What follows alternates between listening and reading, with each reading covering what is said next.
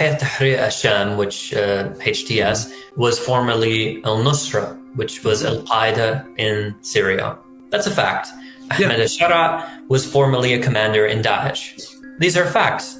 These were also facts when Israel was providing military support, it was providing financial support, and it was treating the fighters of al-Nusra in field hospitals. And this was at the time when Nusra was carrying out massacres of the Druze. It was carrying out massacres of Christians and of Adawi at those times. So Israel now turns around and goes, oh, look how horrible this group is. And look, these are Islamists and terrorists, and we can't allow these people on our border. Israel was backing around a dozen opposition groups, many of them with ideologies very similar to Hayat Tahrir al-Sham. Yes, Hayat Tahrir al-Sham did somewhat change in its orientation over the years in Idlib, especially after sort of 2017, 2018. It developed into something a little bit different. It still had many of these radical fighters in its ranks during this time and still does today. But Israel backed it.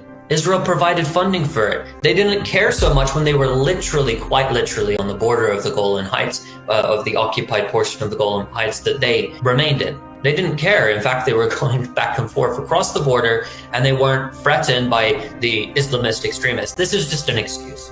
It's just an excuse to attack Syria. And again, this is why it's so frustrating watching some people try and defend what has happened in the countryside, because that is playing into Israel's hands. These targeting the sectarian killings are playing into Israel's hands. As soon as those security forces start carrying out those killings, now there's a justification for Israel to come in and work with another foreign power in order to make a separate state.